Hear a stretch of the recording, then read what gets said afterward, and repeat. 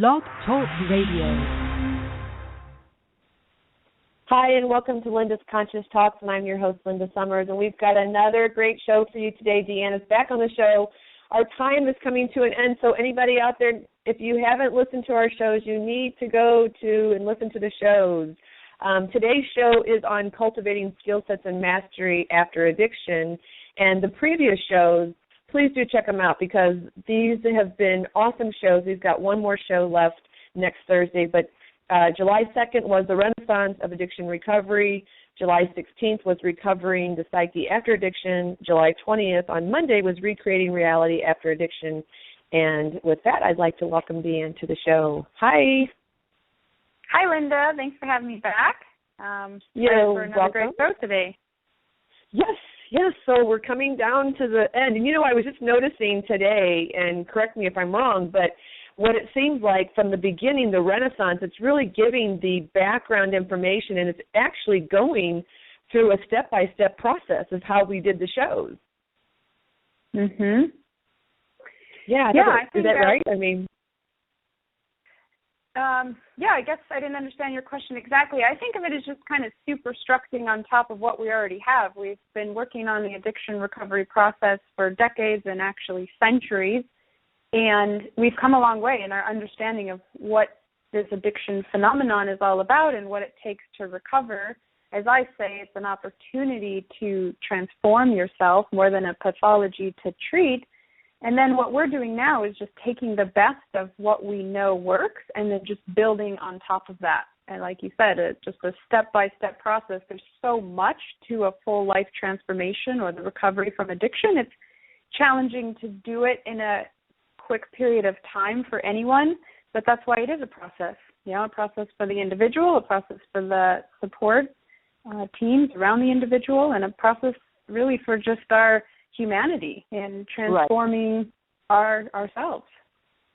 Yeah, and what I was really referring to was it seems like each of the shows, like the first show was about the Renaissance of Addiction Recovery, giving people really how it's really the history behind it. The second show was Recovering the Psyche, and then the third show was Recreating Your Reality, and then today we're talking about skill sets. So it's almost like, well, that's how I envisioned it. It was like almost not a step-by-step process, but kind of like you have to start with A. You can't get to Z by going to D. You know what I mean?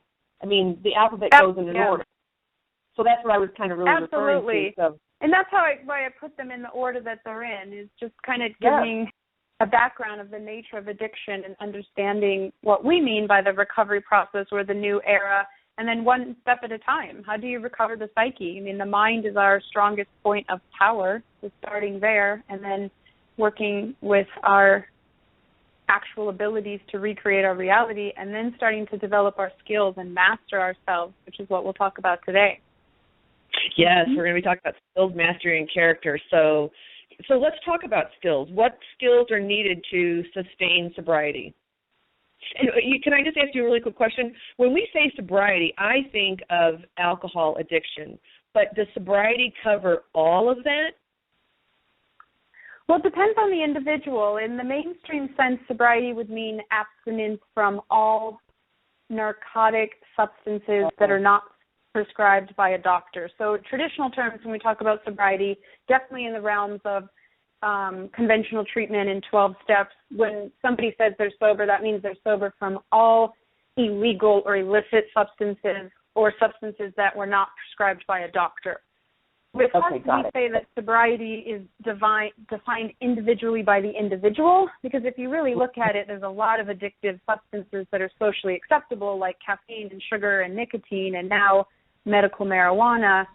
And then you have the more harsher drug addictions, but even alcohol for some people they can waver on that. So sobriety would be individually defined by each individual when they are authentic with themselves about what is good for them and what is not good for them.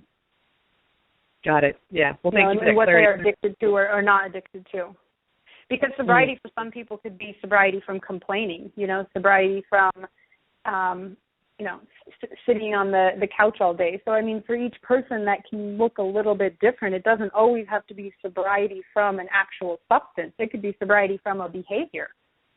When we're looking at sex addiction or food addiction or something like that, or internet addiction, it would be sobriety from particular behavior or particular frequency of behavior. So, again, it's hard to say in a general sense, and so what we do with our clients is help them get real with themselves about what sobriety means to them when they're in that vulnerable state, because at different points they'll try to change it, but usually in the beginning they will be honest about what sobriety really means to them. Which I think is important, because it's like you said, I didn't have any idea. I just thought it meant this, one thing about alcohol, and I feel that, again, with your guys' program being true to you, it's just so amazing that it really is about the person. It's not about the addiction. I mean, yes, but it really goes much deeper than that. So what skills are needed to sustain sobriety then? Well, we can first just look at what a skill is. A skill is a learned ability that grants competence to act, perform, or achieve a task, activity, or challenge. You have addiction skills, and then you have recovery skills, and you have life skills and coping skills. There's a lot of different ways to break down this idea of skills. Before we get into recovery skills, just looking at addiction itself is just one big defense mechanism or cluster of skills that a person has accumulated or learned over their lifetime in order to cope with their human experience. And what we see with addiction is that those skills that are supposed to be protecting that person ultimately are counterproductive and, work in favor of the addiction, not in favor of a person's survival or meeting their higher needs. And so when you look at addiction skills, you can see things like just rationalizing behavior and telling stories. It can even become, hiding things, lying. I mean, when a person is in addiction, they get very good at what they're doing, or it could even be like scoring or procuring or using or dealing. There's basically a whole world around somebody in addiction. They develop some pretty fascinating skills and become very excellent at what they do. And so when you look at recovery skills, you have to actually develop new skills, because the way that an addict, let's say, is going through life is with these addiction-related skills. This is how they cope on a daily basis with their thoughts and their emotions and their relationships and the demands of life. And so when you come into recovery, those skill sets that you've used for years, maybe decades, will no longer work in recovery. Right. And this is just not something people understand. I talk to hundreds, maybe thousands of people going into recovery, and I will ask them, what will it take? And rarely will they ever even know to speak about skills. As I mentioned in previous radio shows, it's usually something external that they want to tweak or change. Like, I changed my number, I changed my house, I'm, going to get a new job, I'm going to start working out. It's these external things or these external habits that they want to change. When we look at recovery skills now, there's different categories of them. These could be anything like learning how to monitor thoughts, learning how to balance emotions, how to feel emotions, learning how to face fears. Big one, learning how to cope with boredom. This is really kind of the thing that fuels addiction, is running from boredom, that space that's also known as the present moment. And so this is a huge recovery skill, is not just staying busy. There's this thought that when you're in recovery, you've got to stay busy, you've got to keep yourself busy, but that's just an addictive thought in and of itself. Another recovery is due in my downtime. How do I cope with that? Instead of trying to fill that space all the time and escape the present moment, how do I actually learn to be in the space of boredom? You can't actually recover until you learn that. Right. Now, do you so is this where your coaches come into play to assist them in helping them define their skills and how they can recreate those skills? Absolutely. So we do an inventory of looking at, what are the skills that have got you to where you are. We can do even like a SWOT analysis or a cost-benefit analysis and look at what has worked, what's not working, what do we need to optimize. To change a habit or a skill, it's always more beneficial to change it than to create a new one or to build on top of it. So yeah, this is exactly what we would do in coaching with clients, is to evaluate what skills need to change or improve or evolve in order to make recovery possible. And again, what's nice about recovery skills is that, they're very similar to life skills, and it just promotes your growth and development. With addiction skills, you're usually using just a very simple set of skills, and you're dependent on the exact same things that eventually become very unhealthy and take you toward your worst self. With recovery skills, you're depending on many different types of internal and external skills, and so you have much more of a balance. These skills are promoting your life and your development and your evolution. So these are life skills. We call them recovery skills because there's just more of a sensitivity and understanding of what the addiction skills have done to a person and how they need to transform. But it's very similar to life skills: problem solving, good decision making, time management, settling conflict, learning patience, asking for help. I mean, these are all things that we all need to learn in life at some point in general. So it would seem like really with everything that we're talking about with all of these shows, you can really apply all of this. It doesn't necessarily mean that you have to be in addiction recovery. It sounds like this can all be applied in just your everyday life, in anyone's life, because we all have, whether we're aware of our addiction or not, it seems as though life skills, any kind of skills would be great in your everyday life. Yeah, that's a and good point, because I'll say in the traditional, conventional, whatever you want to call it, sense, recovery skills would be things different than what I'm saying. That would be mapping out triggers, creating relapse prevention plans, creating safety protocols, backup plans. So it'd be slightly different, and those things are important. But what I have seen in working with clients is if you stop there and you just do the recovery-specific skills, you're really keeping a person in a bubble, and that stuff will only last so long. It's not that exciting. I mean, doing a relapse prevention plan is basically like what not to do. You could tie it into a goal plan a little bit, but I don't see people continuing to go back to that plan and really utilizing it, whereas when we do goal planning, life skills training, now that's exciting. They can tie that directly to their vision and their goal, and that's going to keep them inspired. So I just wanted to point that out, that depending on who you're talking to, which kind of expert in the addiction recovery field, you might get a completely different answer when it comes to recovery skills.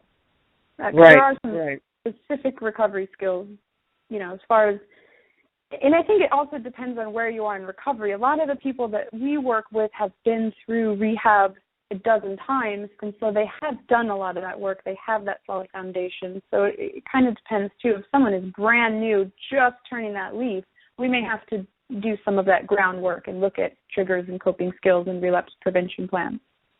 Mm-hmm. And does that kind of, fall into place, because, you talk about mastery as well. So is the self-mastery, could it be one or both, self-mastery of not only your skills and all of this, recreating your thoughts and everything that we've talked about in the other shows, could it apply to that as well, self-mastery? Or exactly, and the term that I use is skills mastery, because I do think mastery is just the step up from learning the skills. So mastery, a couple ways to look at that. In general, mastery would be top knowledge, expertise, and proficiency of a skill, talent, practice, activity, or trade. Mastery in general is going to speak more to the outward mastery of something visible and measurable, so it's self-mastery then would refer more to the inner cultivation and maturation and ascension of oneself, by learning how to focus their mind and establish disciplined and deliberate behaviors and identify principles and practices, etc. So you have mastery in general, which is what we would see in an athlete, for instance. We can see their mastery in a ballet dancer or in a cyclist. We can see that mastery on the outside. and then the self-mastery is the same thing. It's just what's happening on the inside. And to me, it is that step up from skills training. So we could sit down and learn skills training maybe in a weekend. We could learn about new skills, but it is through the practice and the repetition that we start to master these skills. And, the reason I bring up mastery and addiction recovery is what I have seen. Again, our culture is very good at getting sober. Where we fall short is staying sober. And what I have learned in my time of working with clients and in my own journey is having a pathway of mastery is essential to long-term recovery. And what's great about pathways of mastery is that there's infinite ways that we can, infinite pathways that we can take for that mastery. Some great ones are things like yoga, meditation, martial arts, because they're mind, body, spiritual pathways of mastery. But then you've got all kinds of recovery programs and growth programs. You have hobbies, art, music, got sports, athletics, even like church, spiritual ceremonies, even career and trade and educational pathways, and service pathways like military or law enforcement or firefighting. I mean, there's so many different kinds of pathways, and what that does is it occupies your psyche, it occupies your mind, it gives you something else to focus on and build upon, which cannot happen simultaneously to addiction. So what happens when you're mastering yourself in any kind of pathway, automatically you're putting that addiction into remission because it cannot survive at the same time as a pathway of mastery. Wow, that's just a lot to take in. So, I mean, it really is, it's almost like two thoughts can't occur at the same time, is what I hear you saying, basically. Yes. The question that kind of arises to me to ask you is, how long is a typical program, or can you even really define that? Because I would imagine it would depend upon the person, how long they've been, in this addiction and so forth. Well, for an addiction recovery program, I mean, anywhere from 1 to 3 years is that window. It depends on the frequency, the type of or severity of addiction. Most experts are going to say it takes 3 years to kind of let your guard down. The 12 steps, people can do the 12 steps in a couple months or to a year. I think it's best done, taking your time and really going through each step. But what people do there is they'll just do it again. For us, we have a 10-level recovery series that you go through, and every time you go through it, it gets more advanced. And each series would take about a year. So it depends on the individual, but I would say 1 to 3 years is a good time to estimate the addiction recovery process. Anybody that's going into it thinking that it's going to be a month to 3 months, those are the people that get sober and then relapse because they're not anticipating that 1 to 3 years. And it doesn't mean you have to, the recovery program can be something fun and something that's also promoting life development. It doesn't have to be any one particular way. Do you find that people are resistant to that they find it, oh my gosh, it's going to take me 3 years? Do you feel that people are like that? Or longer than 3 years? We typically, I don't know, I typically will speak more around the year mark so it's not so overwhelming. Yeah. And, it depends on how they feel about their plan. They're resistant to it if somebody else gave them a plan and said, this is what you have to do, this is how you do it. And that's what's happening. Not only are the parents and the families and the communities and the professionals telling people, this is how you do it, that's kind of challenging and difficult. What we do is we ask them, let's create a 3-year plan. If you were really going to recover and this was your final walkthrough addiction recovery, what would you have to do? What would make you happy? What would excite you and keep you showing up on a daily basis to do this? And so when the plan is self-designed and self-created with flexibility to keep changing as they mature, then they're a lot more excited about it. Yeah, and I think that's where the why is so important. I mean, I think everyone has to have a why. Mm-hmm. I mean, if you have a why as to why this is really important to me, I think then they can begin from there because you're talking about why is it so important to you. You know what I mean? But I would say that if definitely where you're at. So character, so that brings us into character. What characteristics, I can't say that word, are essential for recovery? Well, so the character of our, personality is just the attributes and features that distinguish one person from the next. So characteristics, they represent where the personality is at in that moment. And characteristics can change depending on motives, social expectations, environment, or circumstance. So what we see is that the addiction carries a certain set of characteristics. When you have an addict in your family or someone that's struggling with addiction, you'll often hear people say, well, all addicts lie, they manipulate, they're secretive, they have really sporadic, erratic behaviors. All that stuff that we say about addicts and addiction, those are characteristics of addiction in most cases. Many times people are not like that when the addiction is gone. So we see that addiction has this whole set of characteristics, from mental health to emotional health to behavioral health to lifestyle to social to occupational. In every single category, there are characteristics represented for the addiction. Now, when we look at moving into recovery, another important area to look at, in addition to skills mastery, is your character. Again, that's the character, the person that you showed up to be in your addiction is not going to work in your recovery. You cannot apply those same strategies. And people will try, because that's the character they're having. Those are the labels everybody has put on them. You're that type of person. You're quiet. You don't talk about anything. You procrastinate. You don't take care of business. All of those labels we put on somebody, then they start to take on that. They can carry those for years or through their whole life, but really you don't have to carry those characteristics. They're not they don't define who you are. They're just characteristics that have been picked up sometime in life and carried from that point forward.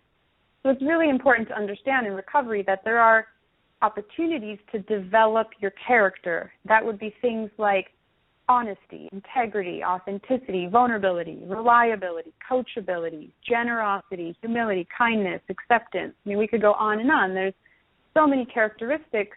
And so whatever recovery program you're involved in, you want to make sure that not only you're doing skills training, and not only are you finding different ways to master yourself from the inside out, but also your character. How are you showing up, and how can you improve yourself on a daily basis? And again, the two teachings I always talk about, consciousness and practice, just being aware, where am I on that line of integrity? What does integrity even mean? And how can I each day develop my character to have more integrity? Because along with character, do you also have them talk about their values and morals and their beliefs? It's an awesome question that you say that. It's important to have an inner guidance system. So yes, it does help to map out core values, principles, goals, so that you have a standard of measurement to base your decisions. It's when you have that internal guidance system and that standard, and you know what your goals and your visions are, you'll know which skills to develop. You'll know which aspects of yourself to master, and same with character. You'll know which characteristics to help build and develop, because you have that internal guidance system. So absolutely. Yeah, it would seem like it would be. I think again, I just feel it just really applies to just everyone as well. These are such great tools to be applying in our own life and really evaluating where we are at ourselves. Anyone that's listening or listens to the shows after this, I think is really important as well. And it just makes the whole journey, it just gives depth to the journey, it gives excitement to it. When you know that you're not just, shamefully walking out of addiction and trying to get as far away from it as you can and try to forget it ever happened to get your life back together, it's just not as exciting. But when you know that you're developing, you're evolving yourself, you're taking it to the next level, it's more inviting to do that. When we look at what is success, what is happiness, what is fulfillment, these are not things that are inherited. These are not things that are luck. These are not happenstance. These are not things that just happen to some people. This is not based on fame or money or status, hierarchy, none of that stuff. what equals success is your mindset, your characteristics, your skill set. So these are things that everybody can work on. You know, a lot of times I talk to people who say, well, I have it worse off than them. Or, you know, I've had a tougher experience, or my addiction has a bigger hold on me, or I can't do what they can do. But when we look at skills training and self-mastery and character development, anybody can do this anywhere, anytime for free. Whether you're sitting at home, whether you're on a park bench, whether you're at work, everybody has, once they become aware, I would say there needs to be some training and guidance here, but once a person becomes aware of these three things, this is then a practice that you can do on a daily basis. And as you raise your awareness, you develop your skills, you master your mind, and you start to take control over those crazy, chaotic, negative thoughts that are running your world, and you start to develop your character, everything starts to change. Your self-esteem, your trust in yourself, the way that people look at you, the way that people respect you, the invitations and opportunities that start opening up around you. I mean, your whole world starts to blossom, and all you have to do is the inner work, the inner development, you know, that we should have been taught in school. You know, we were never taught, I was never taught. In my entire 12 years of education, or my 10 years after that in college, was I taught mental health, emotional health, social skills, communication skills, skills training in an open discussion. I mean, of course, we're learning skills, but not like taking classes on life skills. Self-mastery, I mean, none of these topics ever came up. So as a culture, I think we are void of these understandings, and that's why we are crumbling from the inside out, because all of our disciplines and knowledge are subjects outside of us. We're not understanding how to cultivate our own human experience, and that's why addiction is so powerful, because we have that opportunity to transform and really do the work. And in that is how success, fulfillment, and happiness transpires. What is a piece of advice or more that you could give to our listeners in reference to the topic today, our discussion? Well, something that's simple that everyone can do from home, especially now with the internet, is just to do some research on skills training. You can get you can do research for free from the internet. You can get a book. You can certainly call us at Being True to You and sign up with a coach and start a plan to develop your skills, get on a pathway of self-mastery, and understand your own character strengths and areas of focus, and so that you can get on some kind of program to be doing your own inner work. And again, you can use the internet, you can use books, you can use community programs, you can call and work with a coach. There's infinite ways to do this. You know, everywhere you look, you know, even like in the religious and spiritual sectors, this is what they're doing. Everyone's using different terminology for it, but there's a lot of different ways to get on your pathway of self-mastery. So for all you listeners who are listening, you can reach Deanne Adamson at www.beingtruetoyou.com, and you can also call Being True to You at 480-269-7818. So I think that it's definitely, you know, something for anybody listening to really seek and to, I mean, life skills, like you said, is not taught in schools, and I think that should be a mandatory class, if anything, starting from really in, I would say elementary, 5th grade, or even middle school, probably starting in middle school.